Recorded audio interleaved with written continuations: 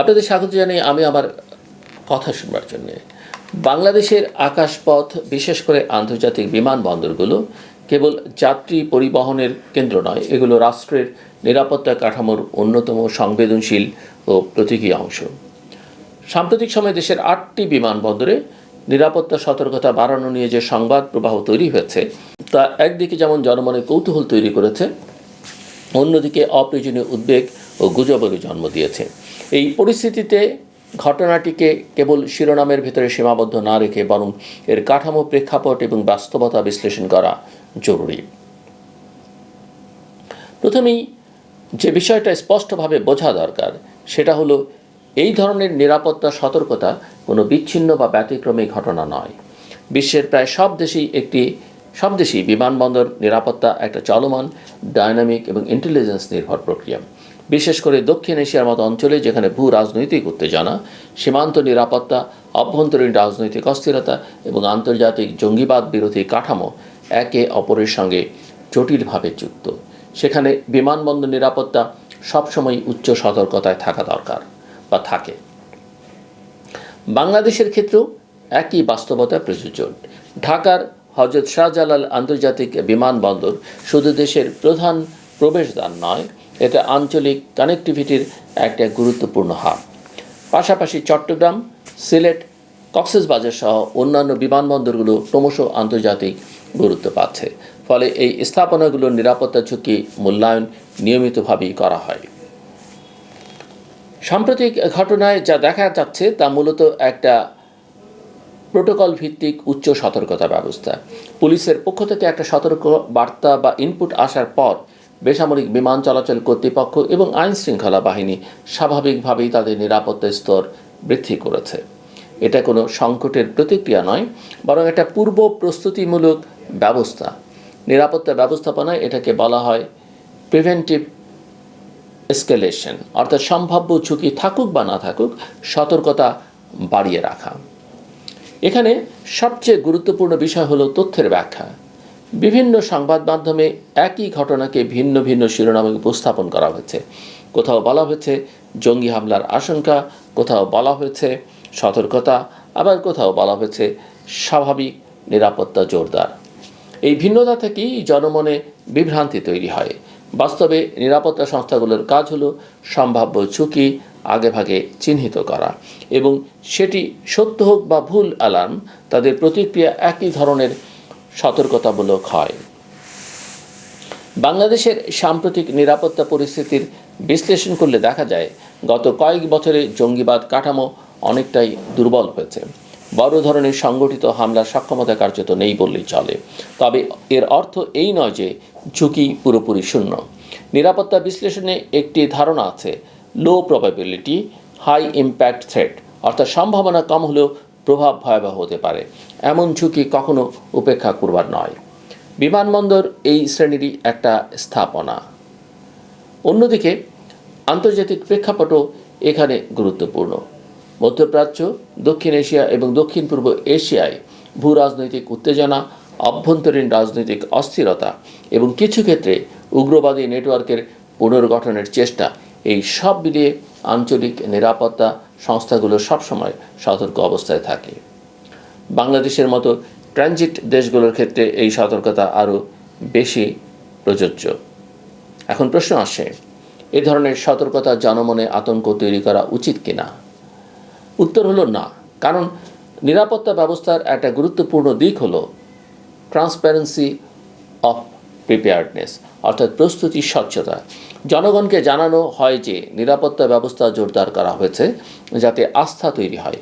কিন্তু সমস্যা তখনই তৈরি হয় যখন এই তথ্য রাজনৈতিক বা আবেগপ্রবণ ব্যাখ্যার মাধ্যমে অতিরঞ্জিত হয়ে যায়। আরেকটা বিষয় হলো মিডিয়া ইকোসিস্টেম। আমাদের সংবাদ পরিবেশনে প্রায় দেখা যায় নিরাপত্তা সংক্রান্ত সংবাদ দ্রুত ভাইরাল হওয়ার প্রবণতা রাখে। হাই অ্যালার্ট, জঙ্গি আশঙ্কা, সর্বোচ্চ সতর্কতা, এই শব্দগুলো আলাদা করে মনোযোগ আকর্ষণ করে, কিন্তু এই শব্দগুলোর প্রশাসনিক অর্থ অনেক সময় সাধারণ ধারণার থেকে ভিন্ন। উদাহরণ হিসেবে বলা যায়, হাই অ্যালার্ট মানে সবসময় হামলা আসন্ন নয়।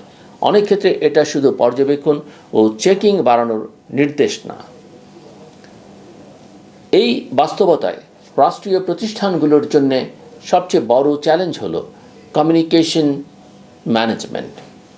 নিরাপত্তা বজায় রেখে তথ্যের ভারসাম্য রাখা একটা অত্যন্ত সূক্ষ্ম কাজ।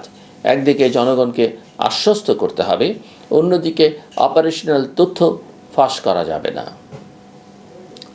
বাংলাদেশের বিমান বন্দর ব্যবস্থাপনায় সাম্প্রতিক বছরগুলোতে প্রযুক্তিগত উন্নয়নও উল্লেখযোগ্য। আধুনিক scanning system, CCTV network, biometric যাচাই এবং ডিজিটাল নজরদারি ব্যবস্থা অনেকটাই শক্তিশালী হয়েছে। পাশাপাশি ইমিগ্রেশন ও কাস্টমস প্রক্রিয়াতেও ধীরে ধীরে আধুনিকীকরণ ঘটছে, ফলে নিরাপত্তা ঝুঁকি আগের তুলনায় অনেক বেশি নিয়ন্ত্রিত। তবে প্রযুক্তি যতই উন্নত হোক, মানবিক ফ্যাক্টর এখনও সবচেয়ে গুরুত্বপূর্ণ। ইন্টেলিজেন্স শেয়ারিং, ফিল্ড রিপোর্টিং এবং নিরাপত্তা বাহিনীর সমন্বয়, এই তিনটি স্তম্ভের উপরই পুরো সিস্টেম দাঁড়িয়ে আছে।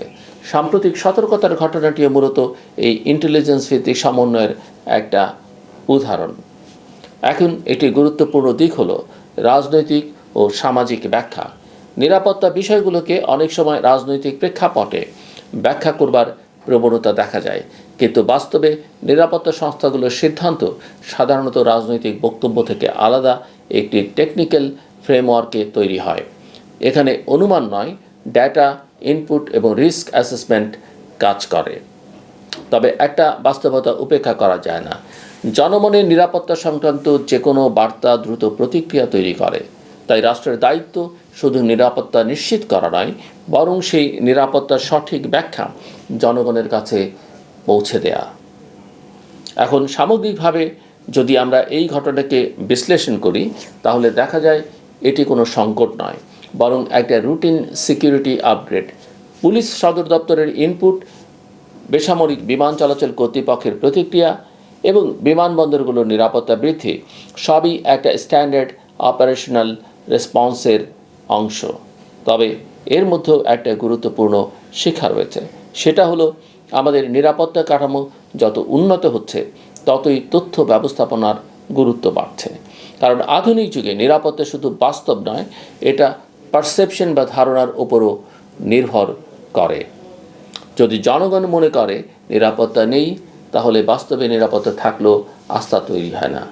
আবার যদি অপ্রয়োজনীয় আতঙ্ক তৈরি হয়, তাহলে সেটি সামাজিক অস্থিরতা বাড়াতে পারে। তাই রাষ্ট্র, মিডিয়া এবং নাগরিক সমাজ, এই তিন পক্ষেরই দায়িত্ব আছে একটা ভারসাম্যপূর্ণ দৃষ্টিভঙ্গি তৈরি করার। সবশেষে বলা যায়, বিমানবন্দর নিরাপত্তা বৃদ্ধি কোনো অস্বাভাবিক ঘটনা নয়, বরং এটা একটা সচেতন রাষ্ট্রীয় প্রক্রিয়ার অংশ। আতঙ্ক নয়, বরং সচেতনতা এখানে মূল বিষয়। নিরাপত্তা বাহিনীর কাজ হলো ঝুঁকি আগেভাগে চিহ্নিত করা, আর সমাজের কাজ হলো সেই প্রস্তুতিকে সঠিকভাবে বোঝা। বাংলাদেশ এখন এমন একটা পর্যায়ে দাঁড়িয়ে আছে যেখানে নিরাপত্তা ব্যবস্থার উন্নয়ন এবং তথ্যের সঠিক ব্যাখ্যা, এই দুটো বিষয় সমানভাবে গুরুত্বপূর্ণ। একটিকে বাদ দিয়ে অন্যটি পূর্ণতা পায় না। তাই এই ধরনের ঘটনাকে আতঙ্কের চোখে না দেখে বরং একটা পরিণত রাষ্ট্রীয় ব্যবস্থাপনার অংশ হিসেবে দেখা উচিত। আকাশপথ সবসময় উন্মুক্ত, কিন্তু সেই উন্মুক্ততার পেছনে থাকে কঠোর নিরাপত্তার স্তর। সেই স্তর যত দৃঢ় হবে, রাষ্ট্র তত বেশি স্থিতিশীল থাকবে। এটাই বাস্তবতা। আমার কথা শুনবার জন্য আপনাদের অসংখ্য ধন্যবাদ। আপনাদের সবার জন্য শুভকামনা।